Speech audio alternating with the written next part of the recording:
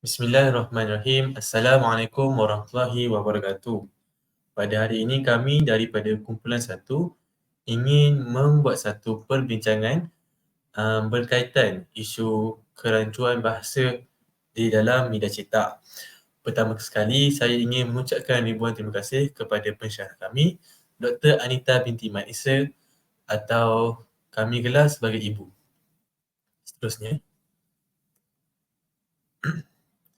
baiklah, ahli kumpulan kami yang terdiri daripada saya sendiri iaitu Muhammad Amir bin Anwar dan ahli kumpulan saya yang kedua iaitu Muhammad Nazmi bin Muhammad Nawawi dan ahli kumpulan yang ketiga Muhammad Alif Iqbal bin Nur Effendi.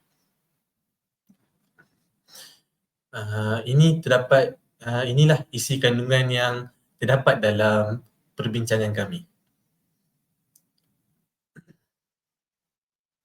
Baiklah, kita pergi kepada pengenalan slide ini.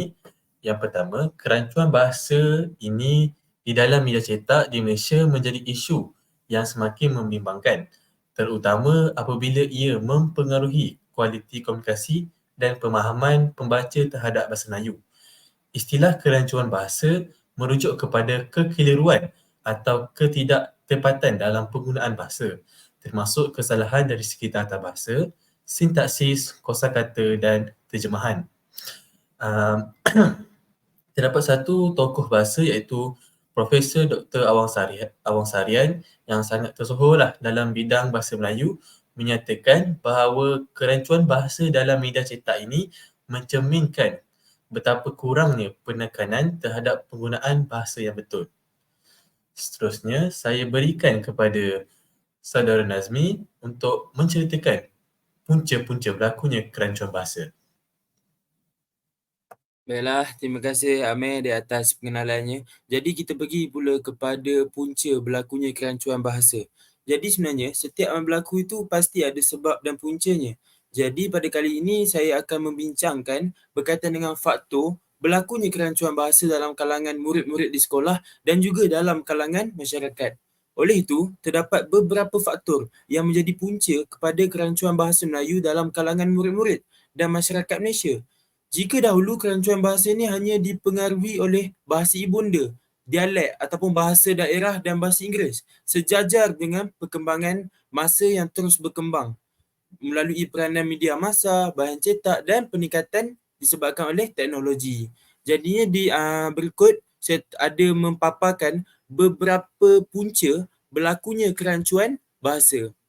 Jadi antara punca yang pertamanya adalah pengaruh bahasa dialek. Menurut Kamus Dewan edisi keempat tahun 2007 menyatakan bahawa dialek ini bermaksud satu bentuk bahasa yang telah digunakan dalam sesuatu daerah atau oleh sesuatu golongan sosial yang berbeza daripada segi bahasa standardnya, logat, pelat dan juga pelat daerahnya dan juga negeri lain-lain. Jadinya, pemilihan kepada penggunaan bahasa daerah ni boleh disebabkan oleh beberapa faktor.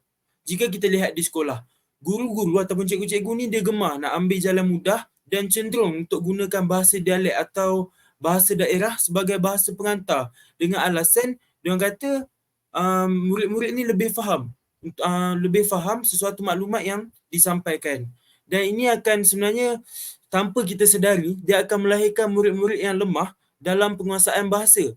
Dan bagi murid-murid pula, kerana bahasa dialek ni sebenarnya sudah menjadi bahasa pertama yang mereka telah pelajari daripada rumah dan ini sudah jadi kebiasaan dalam pertuturan seharian mereka. Jadinya, penggunaan dialek ni menjadi punca utama dalam usaha kita nak memartabatkan bahasa Melayu. Kerana ramai lagi murid-murid hari ini dia tak menguasai penggunaan bahasa Melayu standard. Jadi kita pergi yang seterusnya iaitu pengaruh bahasa asing. Jadi pengaruh bahasa asing ni sebenarnya terutamanya lah kat Malaysia ni adalah bahasa Inggeris. Dia merupakan antara salah satu faktor murid ni bertutur dan menulis bahasa Melayu yang salah penggunaannya kerana ada pengaruh bahasa asing yang masuk ke dalam penulisan dan pertuturan mereka. Jadinya sebab begitu gairahnya pengaruh ini sehingga bahasa Inggeris ni telah dimelayukan contoh penggunaan bahasa Inggeris yang telah dimelayukan contohnya adalah bajet. Sebenarnya bajet ni dia sebenarnya diambil daripada perkataan Inggeris iaitu BUDGET iaitu bajet dengan alasan yang lebih tepat. Jadi alasan yang dikemukakan ialah perkataan belanjawan membawa makna yang negatif iaitu orang yang suka berbelanja. Jadi contoh lainnya yang boleh saya selitkan ialah pernah atau tidak kita mendengar seorang itu beri ucapan namun dalam ucapannya ada campur aduk dua bahasa antara bahasa Melayu dan juga bahasa Inggeris. Misalnya, sebagai seorang manusia, kita perlu buat baik. So, barulah orang suka dengan kita. Nampak tak di situ? Penggunaan so yang merupakan perkataan bahasa Inggeris yang bercampur aduk dengan bahasa Melayu. Mungkin itu sahaja antara punca yang boleh saya kaitkan dalam slide kali ini. Jadinya sebagai penutur natif bahasa Melayu, kita seharusnya membiasakan diri kita untuk menggunakan bahasa Melayu yang betul agar kita ni mampu nak memartabatkan bahasa kita sekaligus kita dapat memperkenalkan bahasa Melayu ke peringkat antarabangsa. Jadinya saya teruskan kita punya pembentangan kepada saudara Iqbal. Silakan. Okey, baiklah. Jadi, antara analisis yang saya, Nazmi dan Amir telah lakukan, kami telah mendapati bahawa terdapat beberapa kesalahan yang sering dilakukan terutama sekali pada media cetak iaitu antaranya ialah bahasa rojak. Jadi, apa itu bahasa rojak? Menurut Asma Haji Omar pada tahun 2007, bahasa rojak sebenarnya bahasa campur kod dan alih kod dalam sesuatu pertuturan atau perbualan sama ada antara kaum yang berbeza seperti dalam filem dan pekerjaan atau profesi seseorang. Yang dimaksudkan dengan bahasa rojak ialah wujudnya perkataan atau frasa daripada bahasa asing dalam bahasa yang dituturkan. Okey, jadi sebagaimana yang telah dikatakan oleh Nazmi sebentar tadi, di Malaysia terdapat banyak isu bahasa di mana rakyat Malaysia sendiri menggunakan perkataan-perkataan daripada negara luar, terutama sekali bahasa Inggeris. Jadi, isu yang telah dikenal pasti merupakan salah satu isu bahasa ataupun isu kerancuan bahasa sendiri, iaitu bahasa rojak. Okey, baiklah. Jadi, sebagaimana yang telah dipaparkan, antara kesalahan yang terdapat pada gambar yang telah disediakan ialah tukang masak style mak-mak. Okey, baiklah. Jadi, dapat kita lihat bahawa dalam ayat tersebut telah bercampur dua bahasa iaitu bahasa Melayu dan bahasa Inggeris. Di mana bahasa Melayunya? Bahasa Melayunya ialah perkataan tukang masak dan mak-mak perkataan Inggerisnya ialah style. Jadi, dalam ayat tersebut telah bercampur dua bahasa dalam satu ayat. Jadi, terbukti bahawa ayat tersebut merupakan salah satu isu kerancuan bahasa iaitu penggunaan bahasa rojak. Jadi, ayat tersebut merupakan ayat yang salah lah. Jadi, ayat yang betul ialah tukang masak gaya mak-mak di mana style ialah perkataan Inggeris dan perkataan gaya pula ialah maksud ataupun terjemahan daripada perkataan style iaitu gaya. Baiklah, jadi dapat kita lihat bahawa terdapat penggunaan bahasa ataupun terdapat isu bahasa rojak di dalam ayat, terutama sekali dalam orang kata nota ataupun memo yang terdapat pada bangunan-bangunan ataupun pada papan kenyataan di suatu tempat. Okey, baiklah, jadi seterusnya saya serahkan kepada saudara Nazmi untuk dia bentangkan tentang analisis kesalahan yang kedua. Silakan Nazmi. Baiklah, terima kasih Iqbal di atas ruang yang diberikan. Jadi ini merupakan analisis kesalahan yang kedua berkaitan dengan isu bahasa rojak. Jadi sebenarnya bahasa rojak ni merupakan suatu percakapan yang dapat ditakrifkan sebagai campuran pelbagai bahasa dalam satu pertuturan. Misalnya, Manglish, iaitu seketika seseorang tu menggunakan bahasa Melayu, seketika digunakan bahasa Inggeris. Jadi itulah dia Manglish. Jadinya berdasarkan petikan yang telah saya pilih, terdapat penggunaan bahasa rojak di dalamnya, iaitu tapi tak apa, maybe tak faham dan tak pernah ada orang bagi tahu.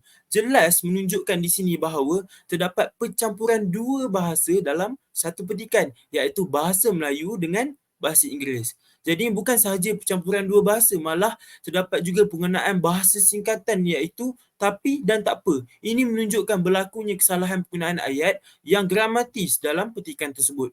Oleh itu, ayat yang benar dan betul ialah tetapi tidak mengapa. Mungkin tidak faham dan tidak pernah ada orang yang memberitahu. Jadinya ini merupakan pembentulan berdasarkan bahasa rojak yang terdapat dalam petikan tersebut. Oleh itu, penggunaan bahasa Melayu yang betul harus diperkasakan. Hal ini disokong lagi dengan pendapat tokoh iaitu oleh Allahyarham Datuk Hassan Ahmad, iaitu mantan Ketua Pengarah Dewan Bahasa dan Pustaka DBP, pernah menyatakan kekecewaannya kerana orang Melayu tidak mementingkan mutu penggunaan bahasa seperti menggunakan bahasa Melayu bercampur dengan Inggeris dalam pertuturan seharian. Jadinya sebagai orang masyarakat Malaysia yang menjadikan bahasa Melayu sebagai bahasa rasmi, gunalah bahasa yang sebetul-betulnya supaya orang lain tidak keliru tentang penggunaan bahasa Melayu. Jadi itu sahaja daripada saya. Saya serahkan kepada penganalisis yang ketiga, iaitu Amir. Silakan. Okay, terima kasih Saudara Nazmi atas analisis kesalahan yang beliau telah bentangkan. Jadinya kita pergi kepada analisis kesalahan yang ketiga. Di sini kita dapat melihat satu poster ataupun kain rentang lah yang memberitahu tentang satu seminar yang bertajuk Update Pahala Delete Dosa. Kat sini ada pencampuran lah bahasa Melayu dan bahasa Inggeris. Jadinya mengapa benda ni salah? Disebabkan seminar dan pahala serta dosa merupakan bahasa Melayu dan update dan delete pula merupakan perkataan bahasa Inggeris. Perkara ini dianggap bahasa rojak kerana kata-kata update dan delete diambil terus daripada bahasa Inggeris tanpa terjemahan yang sesuai ke dalam bahasa Melayu. Fenomena ini sering berlaku dalam situasi tidak formal. Tetapi apabila digunakan dalam acara rasmi seperti yang ditunjukkan oleh kain rentang ini, ia kurang kesantunan bahasa dan ketepatan maksudnya. Jadi, untuk penganjur seminar ini, lebih sesuai menggunakan istilah seminar kemas kini pahala dan hapuskan dosa. Ini disebabkan apabila kita menggunakan bahasa Melayu yang penuh tanpa menambahkan bahasa Inggeris di dalam tajuk ataupun satu maklumat dalam poster itu, ia lebih memudahkan orang ramai untuk memahami apa yang ingin disampaikan. Di sini saya dapat menyimpulkan bahawa bahasa rojak ni seperti satu peribahasa Melayu, sekerat ular, sekerat belut, iaitu lain di bahagian depan dan lain di bahagian belakangnya. Itu saja penerangan analisis kesalahan saya. Saya beri kepada pembentang yang seterusnya. Saya akan menerangkan pula tentang hukum DM. Baik, hukum DM ini ialah satu hukum yang di mana D itu ialah diterangkan dan M ialah menerangkan. Ia merupakan salah satu prinsip penting dalam tata bahasa Melayu yang menentukan susunan kata dalam frasa. Hukum ini mengarahkan bahawa dalam frasa bahasa Melayu, kata yang menerangkan atau memberi maklumat tambahan tentang sesuatu diletakkan selepas kata yang diterangkan. Ini berbeza dengan bahasa Inggeris pula yang mengikut aturan menerangkan diterangkan. Ia terbalik daripada bahasa Melayu di mana kata sifat atau keterangan biasanya diletakkan sebelum kata utama. Baik.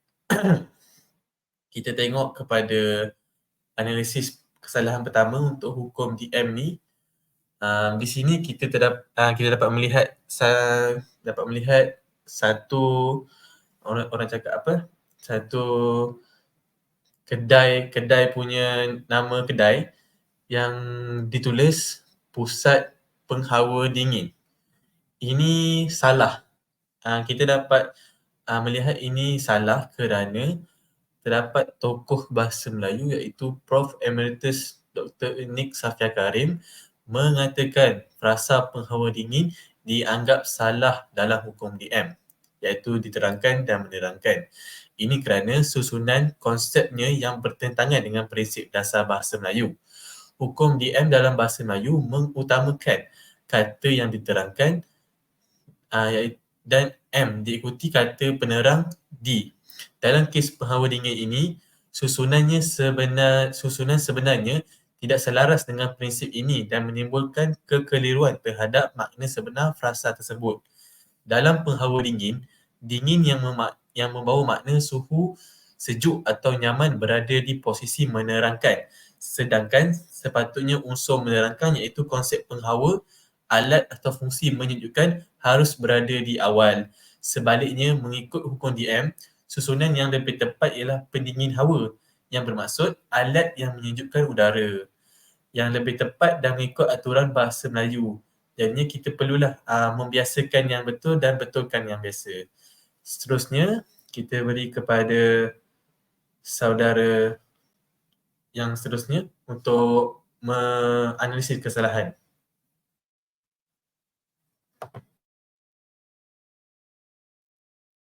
Baiklah, terima kasih Amir di atas penerangan. Jadi ini merupakan analisis kesalahan yang kedua. Jadi dapat kita lihat kat sini, gerai goreng pisang. Jadi sebenarnya penggunaan gerai goreng pisang dalam gambar tersebut adalah salah kerana unsur yang diterangkan di sini ialah pisang yang merujuk kepada D. D itu adalah diterangkan. Manakala goreng di sini merujuk kepada unsur yang menerangkan iaitu M. Yang bawa erti menerangkan. Jadi sebenarnya menurut Nik Safia Karim tahun 2015, perkataan ini terdapat hukum DM di dalamnya, iaitu hukum DM telah dibincangkan dengan komprehensif dan jelas dalam buku Tata Bahasa Dewan yang diterbitkan oleh Dewan Bahasa dan Pustaka. Menurutnya lagi, hukum DM ini bermaksud diterangkan dan menerangkan dalam peraturan ini. Jadinya unsur yang diterangkan itu merupakan unsur inti yang hadir pada kedudukan pertama dan unsur menerangkan merupakan unsur penerang yang hadir pada kedudukan yang kedua.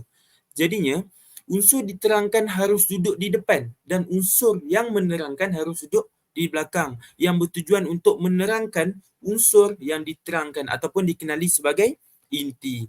Jadinya goreng pisang ni di sini adalah salah.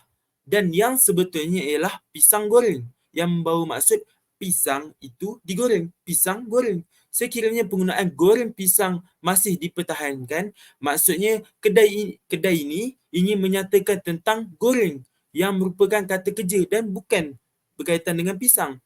Oleh itu, penggunaan pisang goreng yang sepatutnya betul dan bukan sepatutnya memang terang-terang di sini. Goreng pisang adalah salah dan pisang goreng ni betul kerana telah melalui satu proses yang dinamakan proses hukum DM. Jadi itu saja daripada saya. Saya serahkan kepada penganalisis seterusnya iaitu Saudara Iqbal.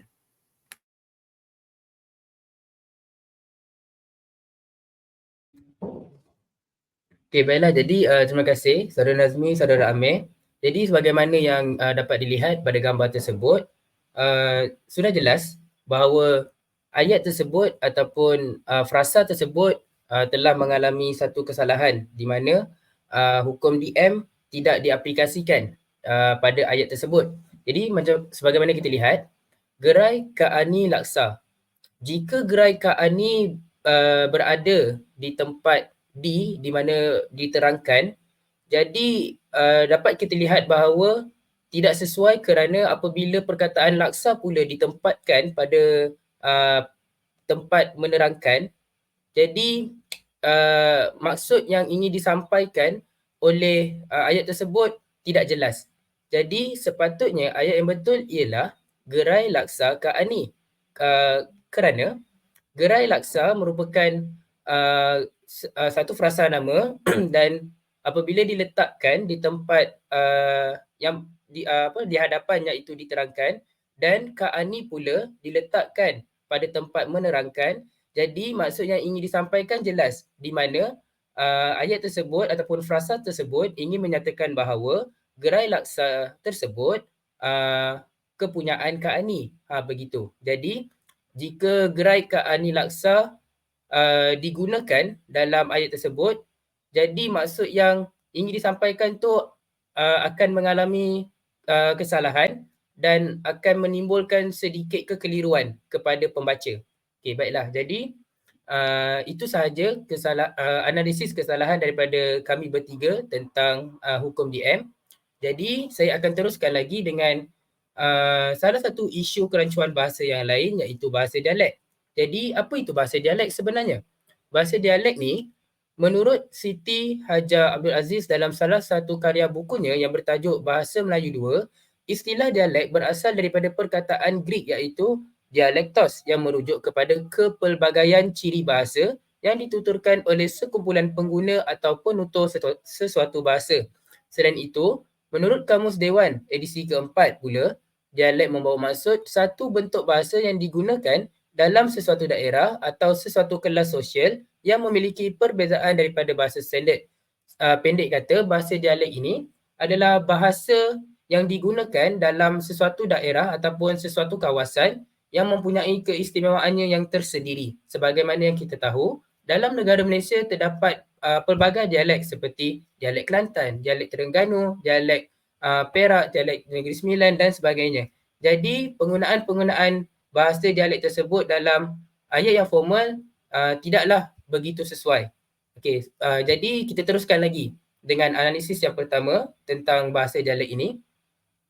Baiklah, jadi sebagaimana yang telah ditunjukkan pada gambar tersebut, terdapat penggunaan dialek Terengganu dalam ayat tersebut di mana perkataan tangan sepatutnya dieja TANGAN, tetapi disebabkan terdapat penggunaan dialek Terengganu dalam ayat tersebut, jadi perkataan tangan itu ditambah huruf G kerana penggunaan dialek Terengganu ini akan menggunakan ataupun akan menambah huruf G di belakang perkataan di hujung perkataan yang mempunyai huruf N, yang diakhiri dengan huruf N. Jadi dapat kita lihat bahawa maksud yang ingin disampaikan pun akan mengalami sedikit masalah lah kerana apabila kita baca dilarang mengguna font tangang. Jadi font tangang, apa itu font tangang? Jadi maksud yang disampaikan itu tidak begitu jelas dan akan menimbulkan sedikit kekeliruan kepada pembaca. Jadi ayat yang sebetulnya ialah dilarang menggunakan telefon tangan. Begitu. Jadi sudah jelas bahawa penggunaan dialek dalam bahasa dapat menimbulkan isu kerancuan bahasa dalam negara kita. Okay, baiklah, jadi saya serahkan kepada saudara Amir untuk dia menerangkan pula tentang analisis yang telah dibuat. Silakan saudara. Terima kasih Saudara Iqbal atas analisis kesalahan dalam penggunaan dialek Terengganu tadi. Jadinya di sini kita dapat lihat pula penggunaan dialek Negeri Sembilan. Penggunaan dialek Negeri Sembilan ni kita dapat lihat pada perkataan atau slogan yang digunakan oleh penyokong sukan bola sepak Negeri Sembilan, iaitu slogannya Hobin Jang Hobin. Pertama sekali kita pergi kepada maksud dulu lah. Hobin Jang Hobin ni maksudnya lawan tetap lawan. Hobin tu maksudnya lawan dan Jang tu sebenarnya kata panggilan lah dalam bahasa Sembilan untuk lelaki ataupun bujang. Jadinya slogan ini popular digunakan dalam kalangan penyokong pasukan bola sepak Negeri Sembilan. Walaupun berfungsi sebagai slogan semangat, frasa ini sebenarnya mengandungi beberapa kesalahan dari segi tata bahasa dan struktur bahasa Melayu standard. Kerana ia merupakan dialek Sembilan dan bukannya bahasa Melayu baku.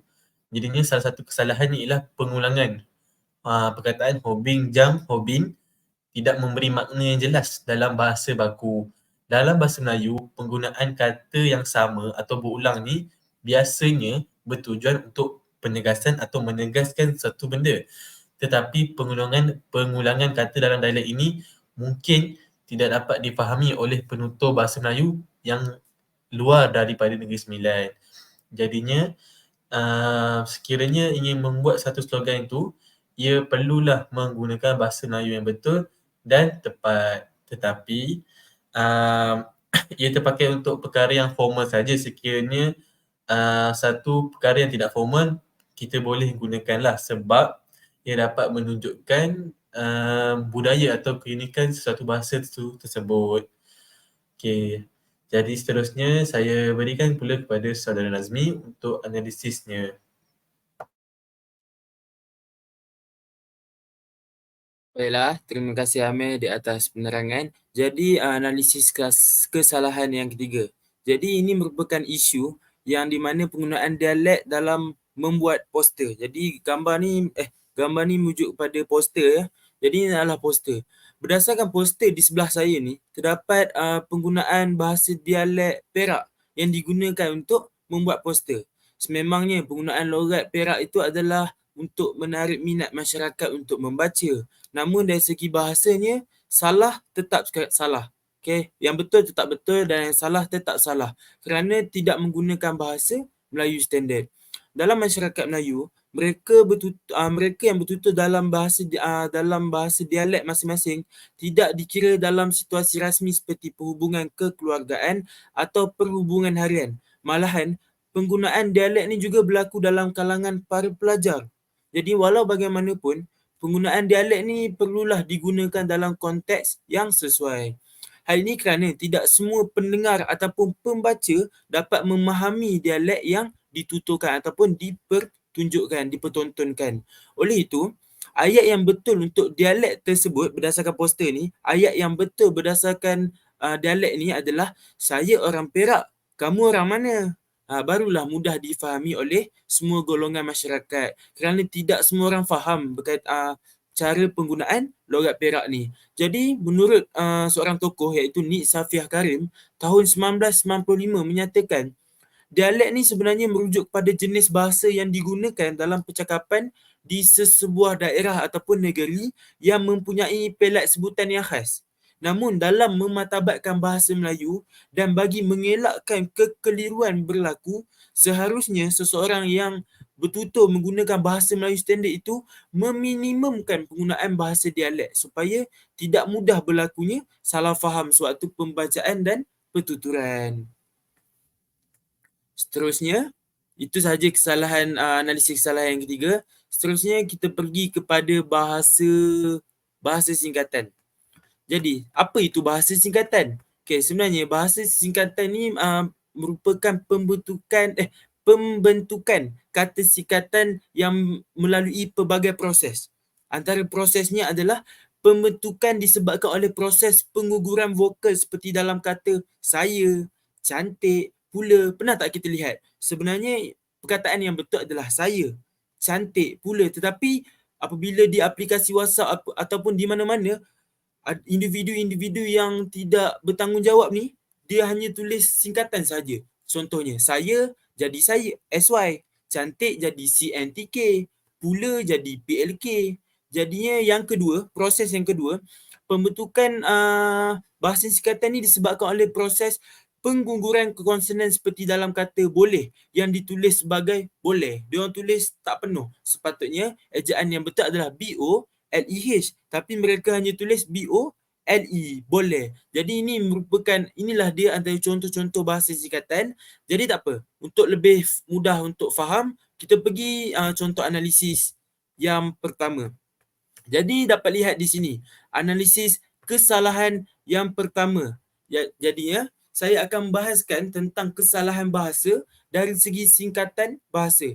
Dapat kita lihat di sini, berdasarkan petikan dalam buku, adanya penggunaan korang. Korang rasa apakah punca segala gejala zina? Ini penulisan dalam buku ni. Jadinya, singkatan korang ni sebenarnya adalah singkatan bagi kau orang. Namun telah disingkatkan, dipendekkan menjadi korang. Dan ini merupakan antara isu yang terbesar yang berlaku dalam Malaysia. Kerana individu yang malas untuk menulis penuh perkataan tersebut dan menukarkan menjadi singkatan sahaja. Jadi sebenarnya ayat yang betul, sepatutnya dalam buku ni perlu menuliskan ayat yang betul. Jadi tak apa, Dia tak betul, ayat tak betul, tak apa, saya betulkan. Jadi, sepatutnya pembetulan bagi ayat ini adalah kalian rasa apakah punca segala gejala zina? Ini barulah ayat yang betul dan gramatis. Oleh itu, sebagai seorang penutur bahasa Melayu, seharusnya kita mencerminkan bahasa yang bagus dan berkualiti untuk ditunjukkan, untuk dijadikan teladan kepada orang luar. Supaya apa? Supaya mereka ni mengetahui betapa mahalnya, betapa bernilainya dan betapa berharganya bahasa kita. Jadi tidak kira apa pun penulisan yang dilakukan, penulisan ilmiah maupun tidak ilmiah, sama ada dalam penghasilan buku, kalau kita nak beri komen sekalipun, tunjuklah contoh yang baik kepada semua agar bahasa Melayu ni dapat dimartabatkan dan dipandang tinggi oleh masyarakat global, masyarakat dunia. Mungkin itu sahaja penerangan saya berkaitan dengan isu bahasa singkatan ini. Saya serahkan pembentangan untuk penganalisis kedua. Silakan. Baik, terima kasih Saudara Nazmi atas analisis sebentar tadi. Kita pergi pula kepada kesalahan yang kedua lah. Di sini ada terdapat satu poster yang mengandungi kesalahan dalam ejaan, iaitu yang menggunakan singkatan dalam ejaan berikut. Ayat yang sebenarnya ialah pengguna bijak sentiasa berjimat. Bentuk singkatan ni tidak mengikut aturan ejaan bahasa Melayu baku. Terdapat beberapa aspek lah yang menyebabkan ayat ni tidak sesuai sebagai ejaan baku. Disebabkan yang pertama, penghilangan atau pengguguran huruf vokal tanpa aturan yang jelas menyebabkan kekeliruan kerana pembaca mungkin mengambil masa untuk memahami maksudnya. Contohnya dalam perkataan pengguna yang dieja PNGUNA mungkin tidak mudah dikenali sebagai pengguna disebabkan tiada terletaknya huruf vokal pada ejaan itu yang menunjukkan ejaan sebenarnya sebagai pengguna. Oleh itu, editor ataupun tukang pembuat poster ini mestilah teliti dalam pembuatan dan ejaan yang digunakan dalam poster tersebut. Okey, jadinya ayat yang betul di dalam bahasa Melayu baku bagi tajuk di atas ialah pengguna bijak sentiasa berjimat. Dengan menulis secara penuh, maksud ayat dapat menjadi lebih jelas dan pembaca dapat memahami mesej tanpa perlu meneka-neka maksud kata yang disingkatkan. Itu sahaja analisis saya. Seterusnya pergi kepada Saudara Iqbal. Okey, baiklah. Jadi untuk analisis kesalahan yang ketiga, dapat kita lihat pada ayat orang makin hari makin tak malu untuk melakukan zina. Sebenarnya penggunaan tak di sini merupakan penggunaan yang betul sebenarnya, kerana ayat tersebut jelas menyampaikan mesej yang tersurat lah, orang kata, yang boleh membuatkan pembaca memahami maksud yang ingin disampaikan. Akan tetapi, penggunaan singkatan tak dalam ayat merupakan kesalahan kerana di dalam ayat seeloknya ataupun sebaiknya ditulis secara penuh, iaitu tidak. Jadi, ayat yang gramatis ialah orang makin hari makin tidak malu untuk melakukan zina.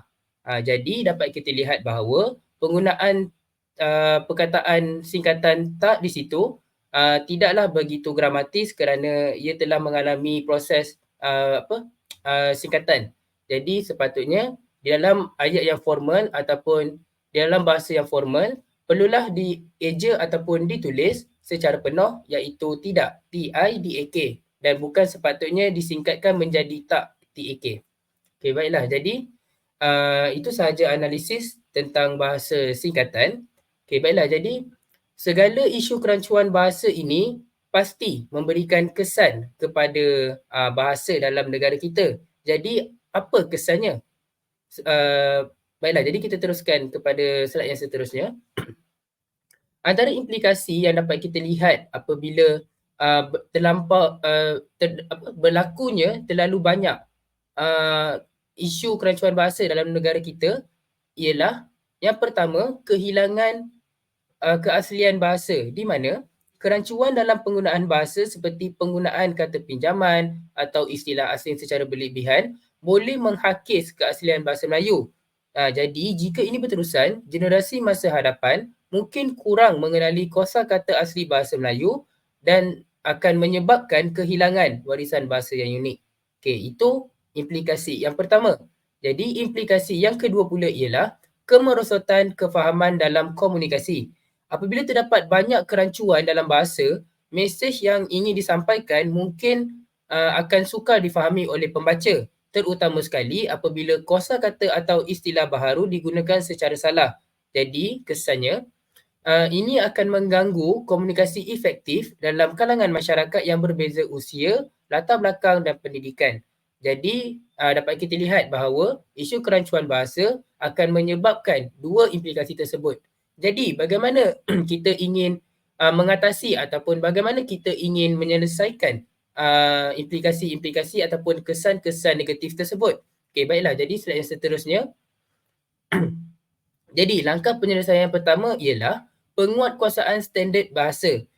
DBP ataupun Dewan Bahasa dan Pustaka perlu memainkan peranan aktif dalam mengawal selia bahasa Melayu dengan menerbitkan panduan standard penggunaan bahasa secara konsisten. Langkah ini termasuk penerbitan glosari istilah baharu yang terkini dan sesuai serta penetapan tata bahasa baku agar masyarakat dan institusi pendidikan dapat rujuk kepada sumber yang sahih. Selain itu, boleh juga DBP melaksanakan kempen kesedaran. Sebagai contoh, apabila datangnya program ataupun sambutan Bulan Bahasa Kebangsaan, jadi DBP ini boleh melaksanakan ataupun menganjurkan kempen kesedaran awam supaya kempen tersebut dapat menggalakkan masyarakat untuk menggunakan bahasa Melayu dengan betul. Okey, itu adalah langkah yang pertama untuk mengatasi implikasi isu kerancuan bahasa dalam negara. Langkah yang kedua ialah penggunaan teknologi untuk menyebarkan bahasa Melayu standard. Sebagaimana kita ketahui, zaman kini merupakan zaman teknologi, zaman yang serba canggih dengan pelbagai teknologi serta era digital yang memudahkan serta memberikan banyak memberikan banyak peluang serta kelebihan untuk seseorang itu menyebarkan sesuatu perkara. Jadi teknologi tersebut dapat digunakan untuk menyebarkan bahasa Melayu standard. Jadi penggunaan aplikasi dan alat bantu pembelajaran dalam bahasa Melayu yang menyokong penggunaan bahasa baku boleh memperluas capaian pendidikan bahasa. Misalnya aplikasi pembelajaran interaktif, perisian pemeriksa ejaan dan tata bahasa serta kamus digital yang mudah diakses untuk diperluaskan. Selain itu, penapis bahasa di media sosial dan laman web juga boleh digunakan bagi mengesan dan memperbetulkan penggunaan bahasa yang tidak sesuai terutamanya dalam konteks formal. Baiklah, jadi itu sahaja yang ingin saya jelaskan untuk perbincangan kita pada kali ini. Jadi sekian sahaja daripada kumpulan kami tentang isu kerancuan bahasa dari segi pengenalan, analisis, implikasi dan langkah penyelesaian. Baiklah, jadi sekian sahaja daripada kami. Assalamualaikum warahmatullahi wabarakatuh. Bye. Jumpa lagi.